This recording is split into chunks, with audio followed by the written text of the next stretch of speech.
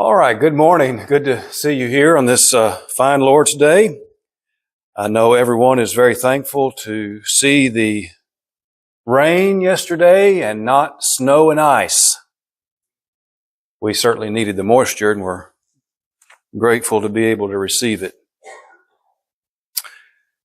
Today is the Lord's Day, and this is the day that Christians come together to worship and praise the Creator, the God of heaven, our Heavenly Father, and what a privilege that is for us to do each and every first day of the week. So good to see you here. We are looking at Matthew chapter 24, and so if you will be turning there in your Bibles, Matthew chapter 24. As you know, we have been studying this chapter and its context for the past several weeks. I have already went over the number of planned lessons, and that is usually the way it goes. So I had originally planned 6, and so I think this is number 9. And we still have ways to go, some things we want to cover here in Matthew chapter 24. I want us to just be reminded of some of the signs that Jesus spoke of there, beginning with verse 4 and continuing through verse 14. Now, I want to display this little chart here on the screen, if I might. See if I can get it to come up. Oh, that's small, isn't it?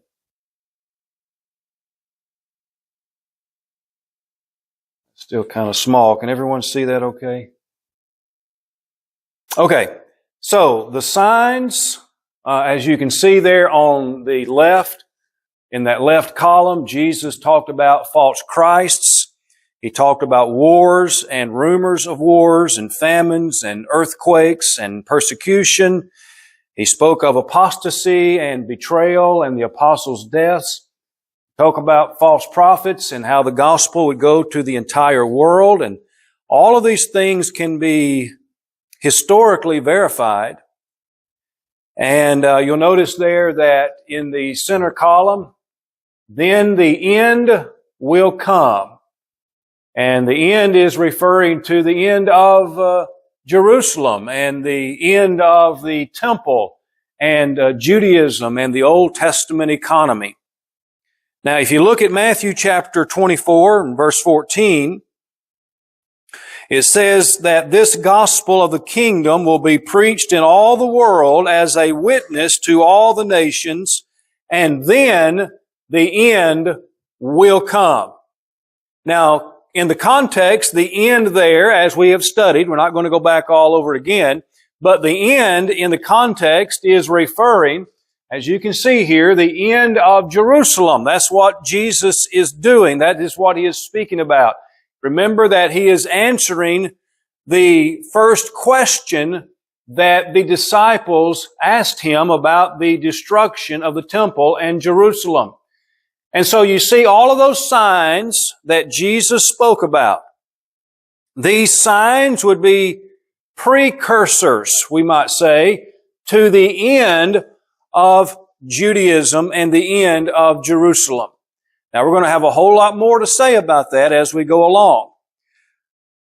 But in our previous class, if I recall correctly, we had gotten down to verse 15. And I asked you to read this verse and connect it with Luke's account and what Luke said about this in Luke chapter 21, verse 20. I see some of you are writing that down, so I'll give you a minute to get all of that down. But if you'll notice here in verse 15 of Matthew chapter 24, it begins with the explanatory word, therefore. So you know that it is tied to what came prior. And what came prior? Well, all the signs that Jesus spoke about. He said you would be able to recognize these things as happening.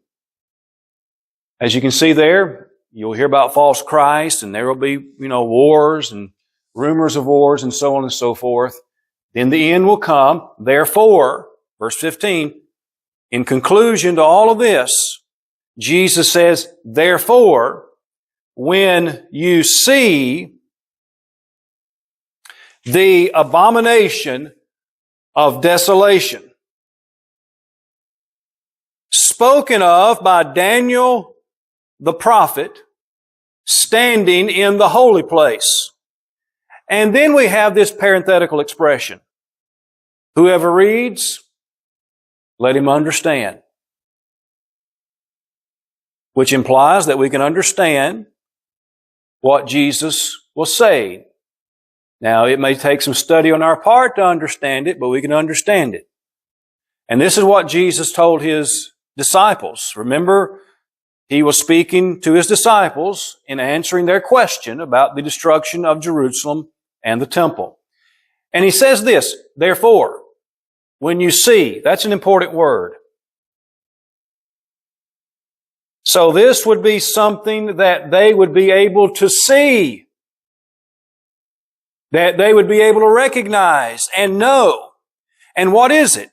Jesus calls it the abomination of desolation. Now we're going to come back to that here in just a moment. But just kind of file that expression away.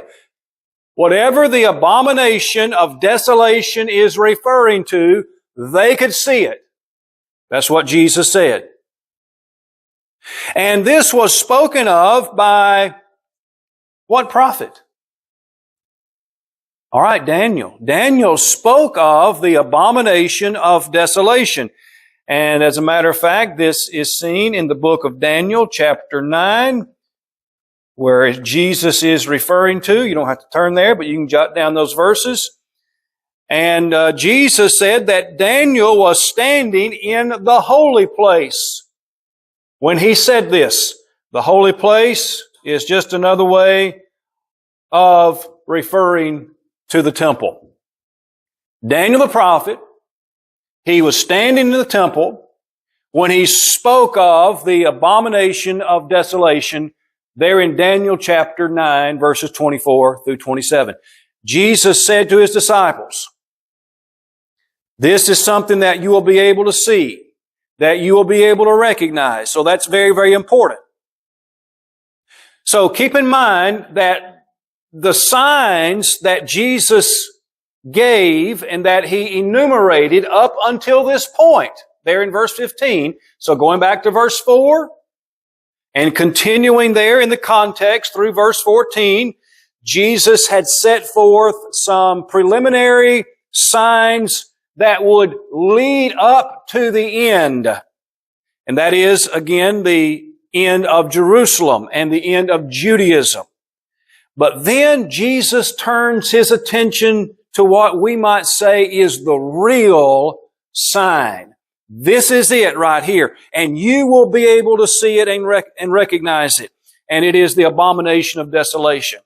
Now, what we need to figure out at this point, exactly what is the abomination of desolation? Well, this is where Luke's account comes in to play. And so hold your place there at Matthew 24, and let's flip over to Luke's record of this in Luke chapter 21. Luke chapter 21, verse 20.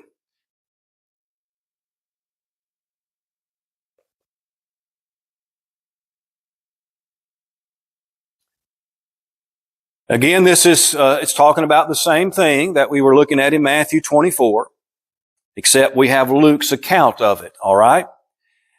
And here's what Jesus said. But when you see Jerusalem surrounded by what? Woo, there you go, armies.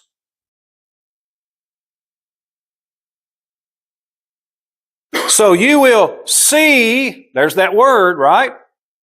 You will see Jerusalem surrounded by armies. then know here's the word, its desolation is near. So when Jesus spoke of the abomination of desolation in Matthew's account that Matthew records, what is he talking about? Well, Luke's account helps us out in that regard. We know exactly what that abomination of desolation is referring to. And that is referring to the armies that would surround Jerusalem. This is none other than the Roman army.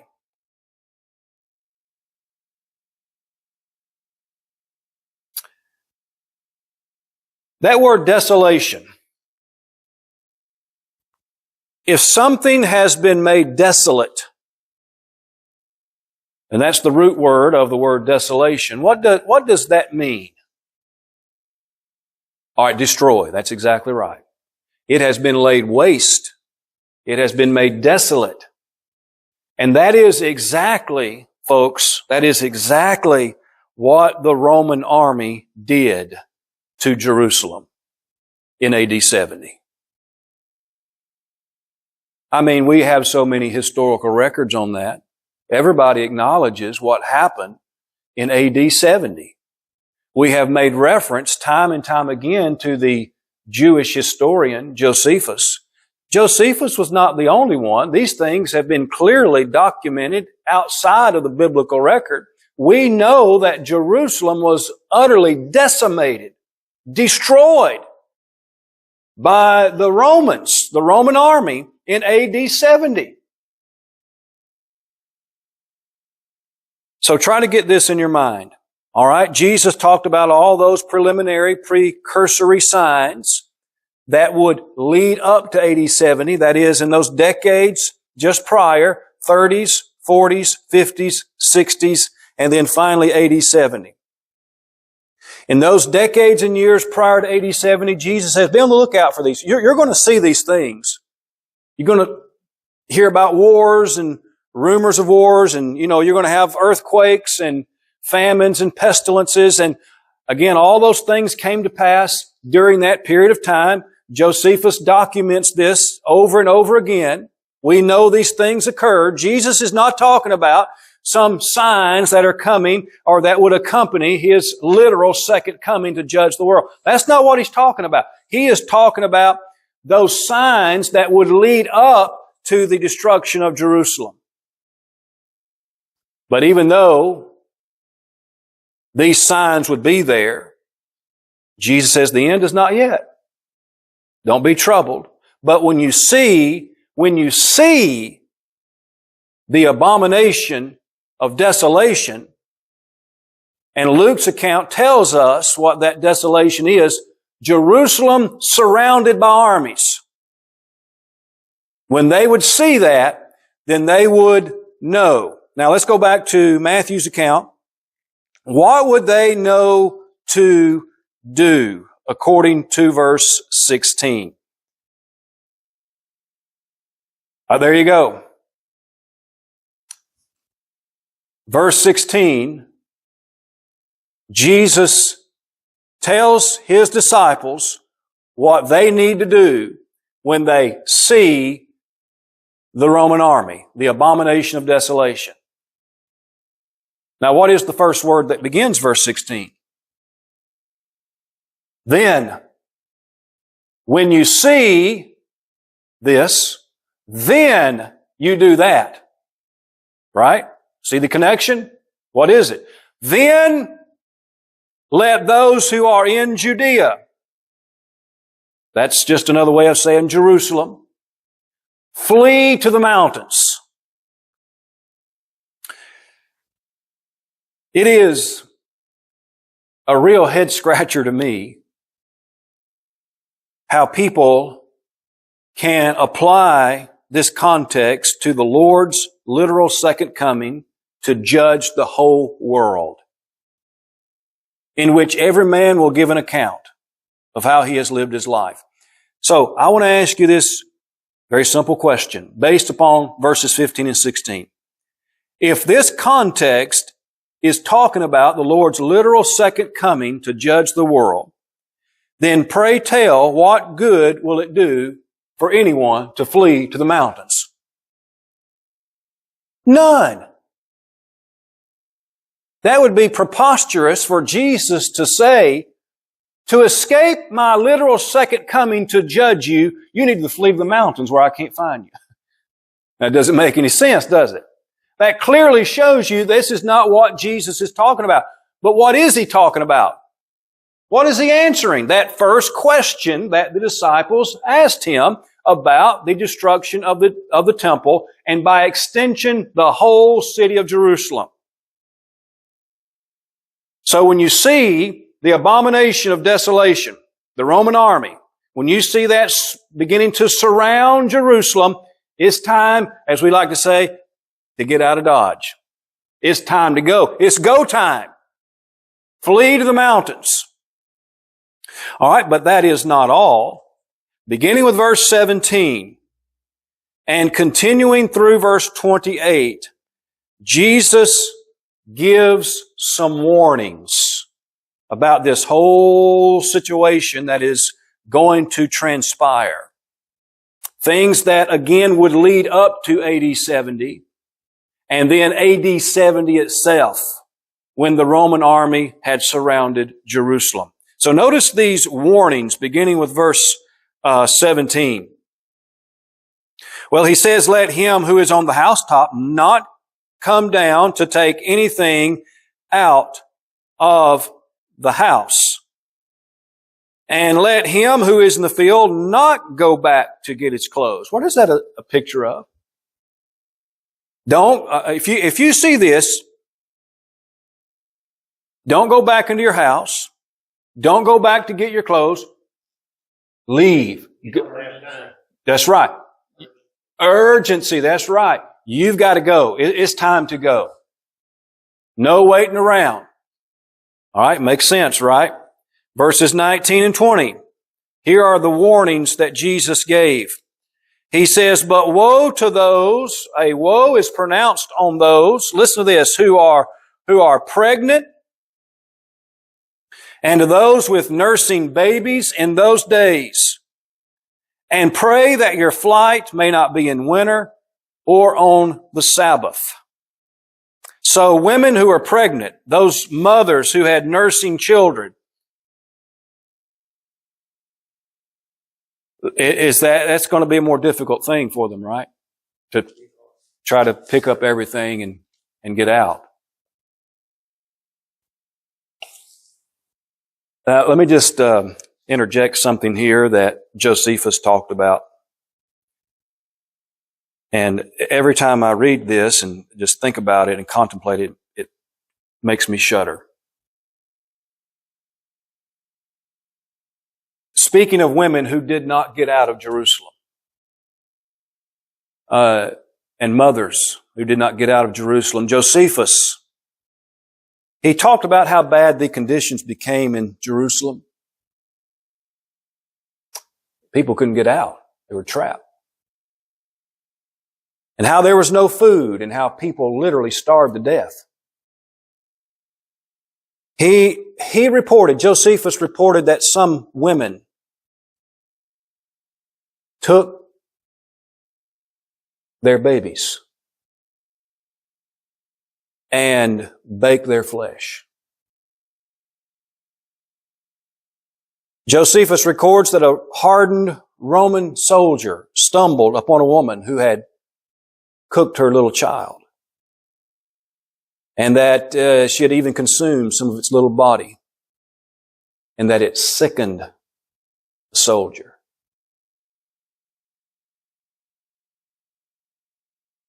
That's about as bad as it gets. Now, Jesus talked about this tribulation that would come there in verses 21 and 22. We'll get to that here in just a second. But what about the Sabbath day? Pray that your flight may not be in winter. That would make it more difficult during cold weather. Or on the Sabbath. Why not the Sabbath? What was it about the Sabbath day that would make it difficult to get out of Jerusalem? No. That's a good thought, though. Because the gates to the city were always closed on the Sabbath. They were always locked on the Sabbath day. So if the gates were locked, well, that's going to make it difficult, right? So Jesus says, pray that your flight be not in the winter, during the cold, or on the Sabbath day when the gates are locked.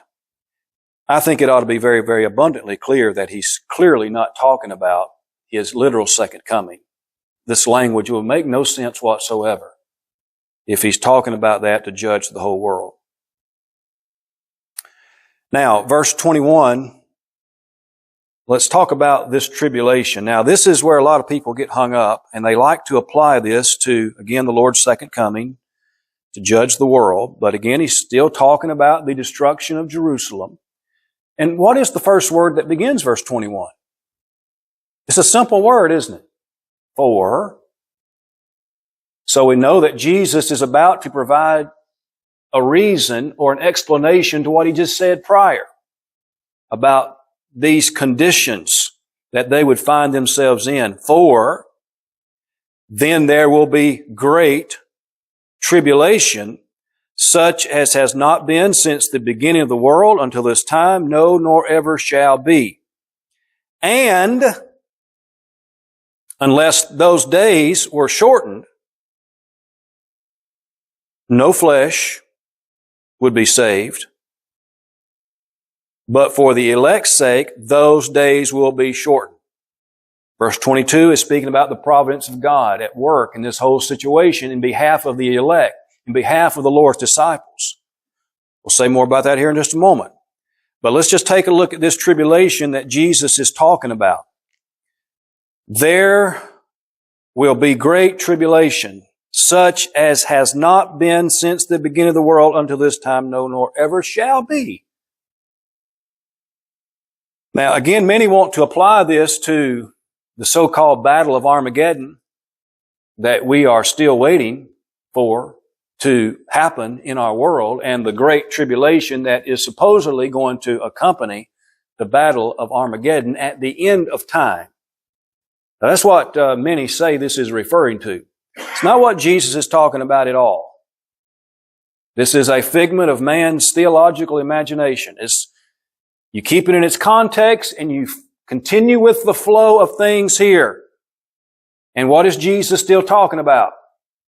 Again, this verse is explanatory of what he just said, because he begins by saying, for, let me explain more about what I'm talking about here. The conditions that you're going to find yourself in.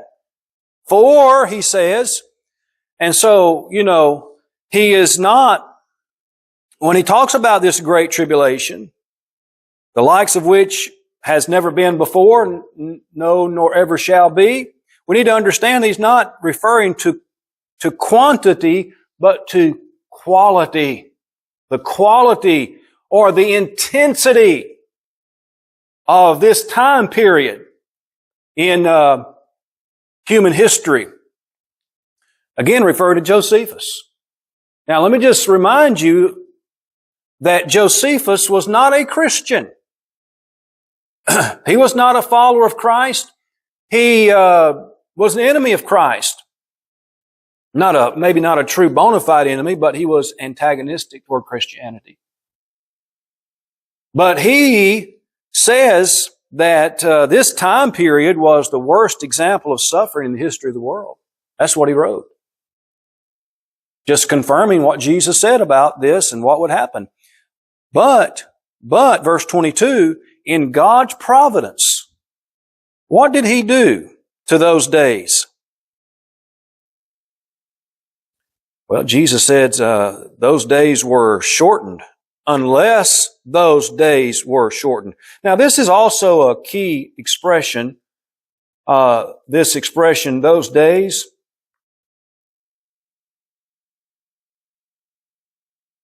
Jesus is using this as, again, a key identifier, because if you go back to verse 19, woe to those who are pregnant and those with nursing babies in those days And then he mentions those days again, there in verse 22. Unless those days, he's talking about the same days, the same time period, unless those days were shortened, Jesus says no flesh or no person would be saved. But, he says, for the elect's sake, those days will be shortened. So in God's providence, He shortened those days of great tribulation for the sake of the elect, for the sake of the followers of Christ. Again, referring to Josephus. This is an amazing thing that he testified of. Now think about this. Again, a man not a Christian, not a follower of Christ, didn't care about Christianity at all. He records, he documented that not a single one who professed to be a follower of Christ perished in that Holocaust. Not a one, he says. Now, why in the world would he say something like that? Why would he document something like that? That anyone who was a disciple or a follower of Christ did not perish in this. How is that possible? Well, we're reading about it right here. Now, keep in mind, we are reading after the fact, right? This was Jesus speaking these things to His disciples just prior to His death in about AD 33. And He is telling them what to look out for. All of these signs. Remember verse 15? He says, when you see the, what? Abomination of desolation. What is that again? The Roman army. And what will you see them doing? They are surrounding you. You've got to go now. Make haste. There is an urgency. Flee to the mountains.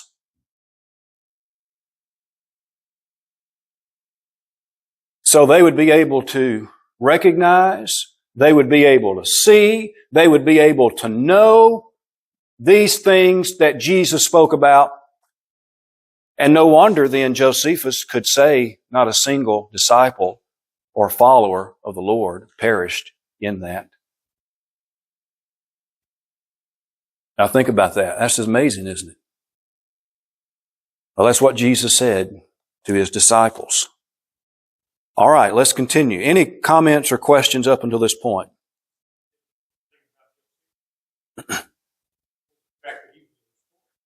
Yes.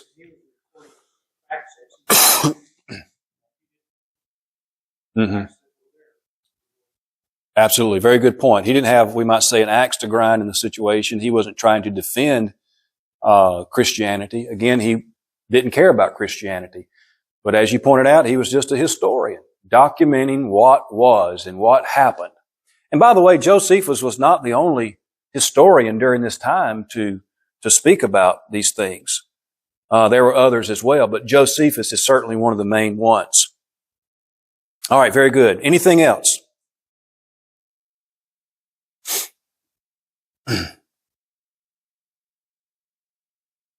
All right, let's get into verse 22, or verse 23. We just looked at verse 22. Verse 23.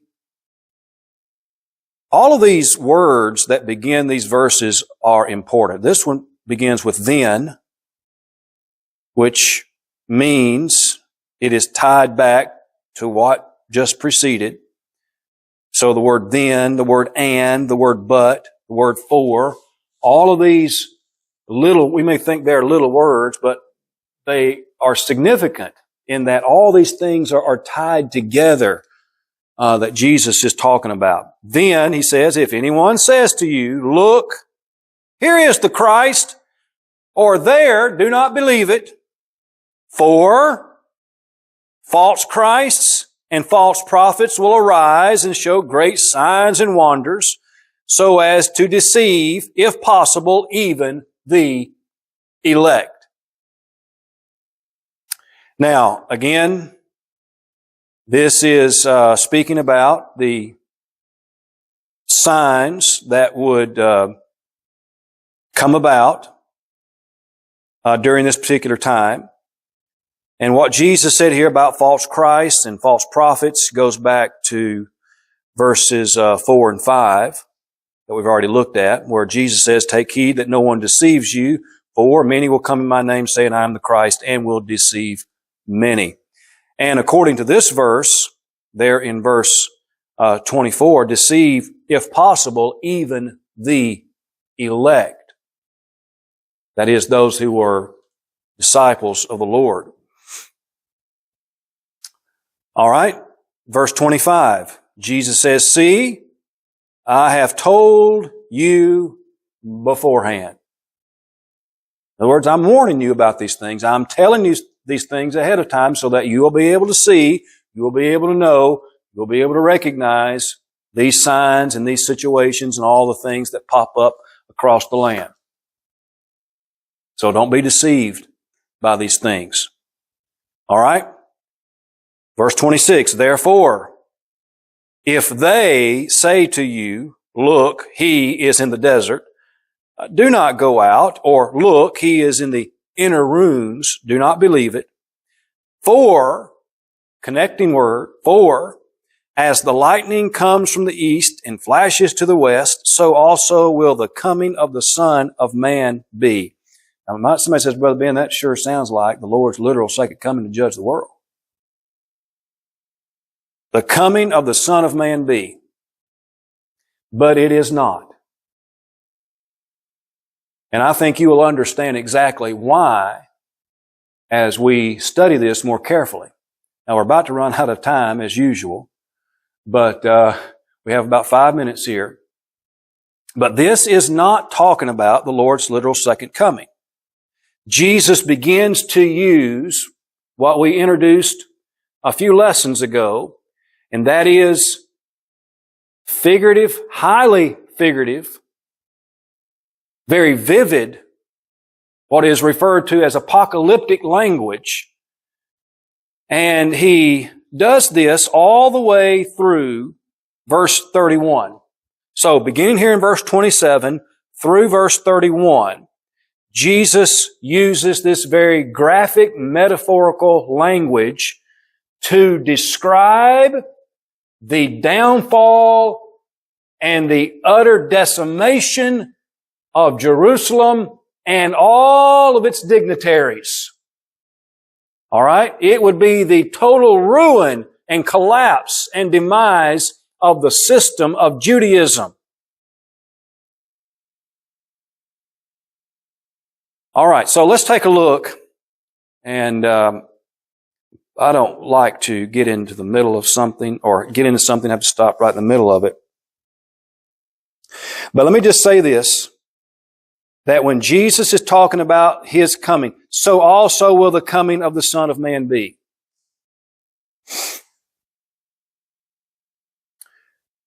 When Jesus says this, and then what He says in the subsequent verses about, the great tribulation, the sun being darkened, the moon will not give its lights, the lights, the stars will fall from heaven, the powers of the heavens will be shaken. There in verse 29. Verse 30, the sign of the Son of Man will appear in heaven. Jesus is drawing from Old Testament imagery that the prophets used, such as Isaiah and Ezekiel and others, where they would describe the downfall and the destruction of nations and dignitaries with this exact same language. I tell you, it's almost verbatim. So Jesus is drawing on what the disciples would easily be able to relate to, because they could go back to, prophets like Isaiah and Daniel and Ezekiel and see how they used that same language to describe the downfall of a nation such as Babylon or Edom and other nations. And so Jesus, what He did, He took that language that they would be able to understand and appreciate and applied that same language to the destruction of Jerusalem and Jewish dignitaries and the downfall of Judaism. It was so significant. The downfall of Jerusalem was so significant that in the minds of the disciples, this is not ever going to happen. Judaism is not ever. The Jews thought that Judaism would never go away. Their temple would forever be. They would be forever God's people, and nothing would change that. They were sorely mistaken. And when the end of Judaism came, and we're going to have a whole lot to say about that and the significance of the fall of Judaism in AD 70 and what it did to the Jewish people. Okay? So get ready for that. It would be like the end of the world of them. It would be like the heavens coming apart. It would be like the sun and the moon not giving its light anymore and the stars falling from heaven. That is how significant it was. And that is why Jesus used that Old Testament imagery to describe the downfall of Jerusalem and Judaism and the temple. All right. But this would be the Lord coming. This would be the Lord coming. This was the Lord's doing. The Lord in His providence orchestrated all of this. And it goes back to a parable that we looked at in Matthew chapter 22 before, which we will reference again. But if you will remember that parable that we looked at the wedding feast where Jesus said, God will send His armies upon those murderers and He will burn up their city. Now we'll get back to this later on and be reminded of these things next time. Okay, we're going to stop right there. I know I threw a lot at you there at the very end, but don't fear. Next time we will dig into these things a little bit more, and we will look at some Old Testament passages that I believe will also help us. All right? Any further final comment or question? There may be some, but I don't know anyone. I believe you're right about that. Yes. Yeah. Meaning that they believe that the Lord's coming is imminent. Particularly the rapture. They say that the rapture is the next thing on the prophetic calendar. That all the signs are there.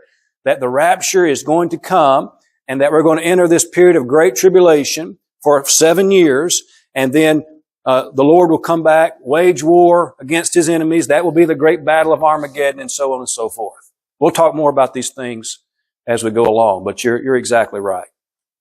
It is just a gross perversion of what the Bible actually teaches.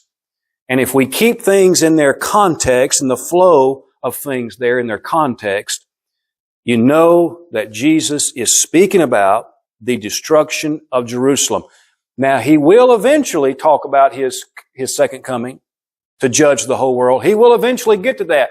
And you will notice a definite shift in tone of how He addresses that particular subject. It is far different from what He said about the destruction of Jerusalem. Far different. And I think you'll be impressed with that as we get to that point. I encourage you to read ahead, study ahead here in Matthew 24, and look at these things a little bit more closely, and then we will study them together in our next class. All right. Thank you so much, as always, for your very kind attention.